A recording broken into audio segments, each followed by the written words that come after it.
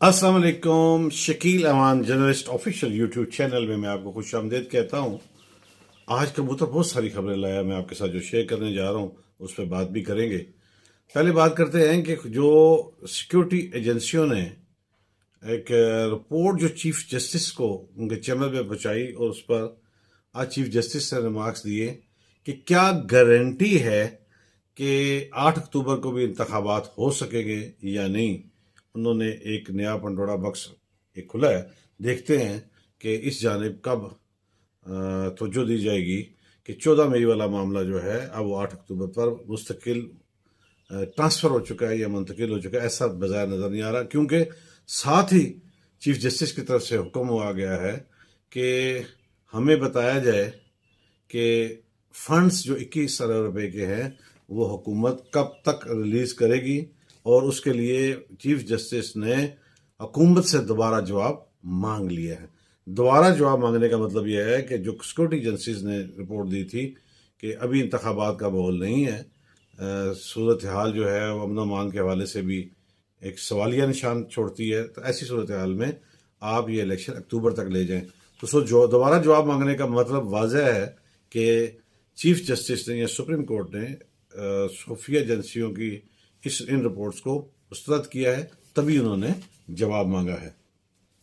एक audio leaks कबूतर जो बहुत सारी चीज़ें जो लाता है उनमें से वो चीज़ें आप तक पहले आई होती हैं, लेकिन उसमें उसकी बारीक बीनी पे हम बात करते हैं। PP 114 से चौधरी हफीज साहब की और सेनेटर एजाज चौधरी की जो ऑडियो लीक्स हुई है उसमें इमरान खान से मिलना लफ्ज है। आप छोड़ दें पार्टी चंदा और ये और वो टेक्निकल बातों में ना जाएं। लफ्ज इस्तेमाल हुआ है इमरान खान से मिलने की कीमत 1 करोड़ से शुरू होती है और उसकी हद कोई भी नहीं है। देखिए, अगर आप अवामी लीडर हैं, आपके साथ अवाम है जिसमें मतलब कोई दूसरी राय नहीं है, और आप एक कैंडिडेट से मिलने की कीमत जो है 1 करोड़ वसूल कर रहे हैं, अगर ये सच है तो साबिक वजीर आजम और चेयरमैन PTI इमरान खान का इस हवाले से बयान सामने आना चाहिए, क्योंकि मुझसे कई कारकुनों ने जिनका ताल्लुक PTI से रब्ता किया और बताया कि ये हमारे लिए अफसोसनाक बात है कि ये बात सच है या क्या है, तहकीक करें। तो हमारा काम है कि हम इस बात को आपके सामने रखते हैं और ये कहते हैं कि बताइएगा कि जाज चौधरी की ये ऑडियो है। अगरचे उन्होंने कहा जी तोड़ के मरोड़ के, वो बाद में ऐसा ही होता है, तोड़ मरोड़ के, मैंने ये नहीं कहा, मेरी बात का ये मतलब नहीं। और उधर से जो जिनके चौधरी हफीज साहब की तरफ से जो जिन कैंडिडेट के लिए वो बात कर रहे थे उनका भी बयान आया, लेकिन ये चीज़ें टिकट की हद तक आपका मौकफ हो सकता है। लेकिन मैं बात कर रहा हूँ इमरान खान से मिलने की कीमत 1 करोड़, उस पर चेयरमैन PTI का बजाते खुद बयान आना चाहिए, ताकि कारकुनों में और अहदेदारों में जो पाया जाने वाला इस्तराब है उसका खात्मा किया जा सके। अब जो पब्लिक अकाउंट्स कमेटी का एक रिपोर्ट है, मेरा कबूतर लेकर आया है, वो ये लेकर आया है कि तकरीबन 4 अरब रुपए के कर्जे सिफर शरह सूद पर 600 अफराद को दिए गए हैं, और जिनकी उस वक्त जो था डॉलर वो था 162 रुपीज़, और अब देख लें 288-89 पर है। अब वो 900 अरब रुपया बन चुका है। शरह सूद जो है सिफर थी, और उसमें मुस्तफ़ीद होने वाले अफराद की तफसीलात तलब की गई हैं। ये बहुत बड़ी बात है, बहुत बड़ा स्कैंडल है। इससे मुस्तफ़ीद होने वाले लोगों के नाम सामने लाजमन आने चाहिए। नूर जहां के बाद मधुबाला भी बीमार होगी। मधुबाला कौन है? वो भी एक अथनी है, और उसका वो भी चिड़ियाघर कराची में है। पहले कराची में जो इतनी नूर जहां बीमार हुई थी, जिसके लिए अब वाइल्ड लाइफ वालों ने और चिड़ियाघर की इंतजामिया ने मीडिया का और गैर मुतल्लिका अफराद का वहां दाखिला बंद कर दिया है। वहां मधुबाला भी जो उसका नाम भी, वो भी एक अथनी है, वो भी बीमार पड़ गई है। और वर्ल्ड वाइड जो इनकी तंजीम है उसने इस पर तशवीश का इजहार किया है, और मधुबाला के हवाले से भी उन्होंने कहा है कि उसका जल्द से जल्द इलाज किया जाए। तो एक फनकारा पाकिस्तान की नूर जहां अथनी की सूरत में बीमार, और एक भारत की फनकारा अदाकारा मधुबाला वो भी अथनी की सूरत में पाकिस्तान में बीमार। अब दोनों का इलाज शुरू हो चुका है। कबूतर ने बताया कि कच्चे के इलाके में जो राजनपुर और दीगर और सरहद है जो सिंध और पंजाब की वहाँ पे डाकुओं के खिलाफ 11वें रोज भी ऑपरेशन जारी रहा, जो कि बड़ा खुशाइंद है। पुलिस बड़ी बहादुरी से लड़ रही है और इस वक्त आईजी पंजाब डॉक्टर उस्मान के मुताबिक बहुत सारा जो नुकसान है वो हो चुका है।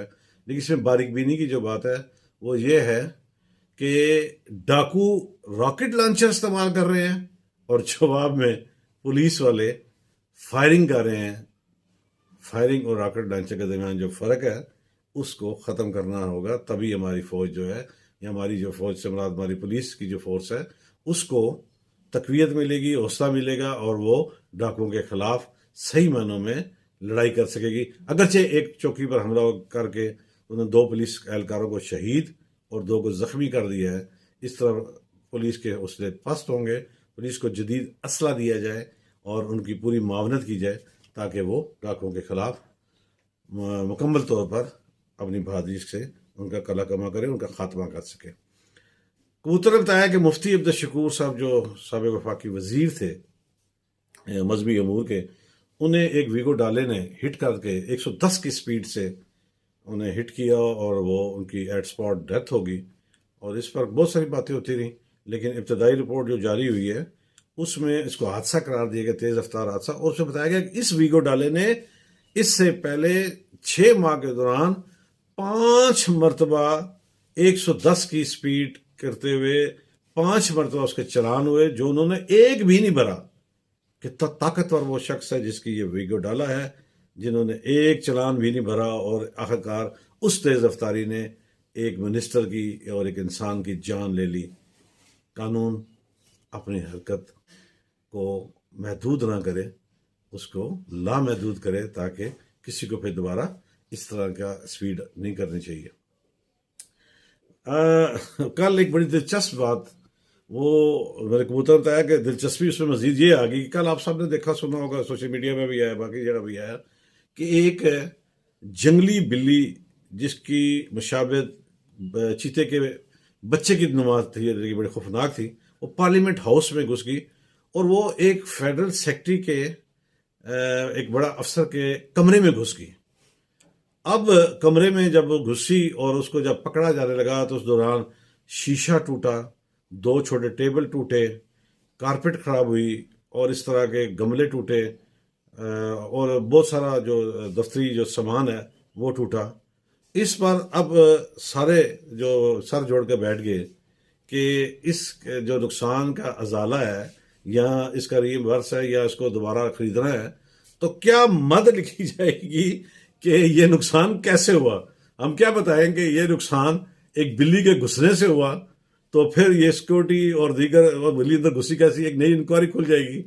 तो अब ये सारे सर जोड़ के बैठ गए हैं कि वो जो नुकसान हुआ है उसको किस तरह अब रिपेयर कराया जाए या नया खरीदा जाए और किस मद में कराया जाए और उसकी रीज़न क्या दी जाए। उनके लिए एक नया सवाल, वो बिल्ली एक नया सवालिया निशान छोड़ के चली गई, वो जो है जंगली बिल्ली, कि वो गुस्सी तो है लेकिन जो नुकसान कर गई, अब उस नुकसान के लिए सारे अफसर उसका रीज़न ढूंढने के लिए सर जोड़कर बैठ के, ताकि क्योंकि एक कलम भी जो खरीदना होता है सरकारी तौर पर उसके लिए भी रीज़न बताना पड़ता है कि पहला कलम की स्याही खत्म हो गई थी, अब दूसरा कलम जो है वो खरीदा जा रहा है। इसलिए अब वो बताया जाएगा कि इतना जो नुकसान हुआ है वो किस मद में हुआ और क्यों करा हुआ और इसकी जिम्मेदारी किस पर पड़ती है। आज कबूतर ने बताया कि कौमी एहतसाब ब्यूरो बिल सेनेट में पास हो गया। इस पर अपोजिशन जमातों ने खूब शोर मचाया और एजेंडे की कापियां फाड़ की और चेयरमैन डाइस का घेराव किया और खासा हंगामा रहा और इसी हंगामे में बिल पास हो गया और जमात इस्लामी के सेंटर मुश्ताक और हुकूमत के दरमियान तल्ख जुमलों का तबादला हुआ।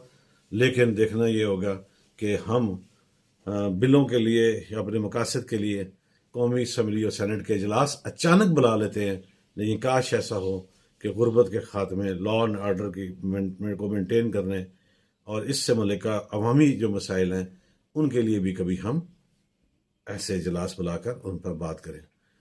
अब कबूतर ने एक और दिलचस्प बात बताई कि चीन जो है, जो आबादी के लिहाज से दुनिया का पहले नंबर पर है और भारत दूसरे नंबर पर है। अब भारत और चीन के दरमियान सिर्फ 11 लाख अफराद का रह गया है, फ़र्क रह गया है।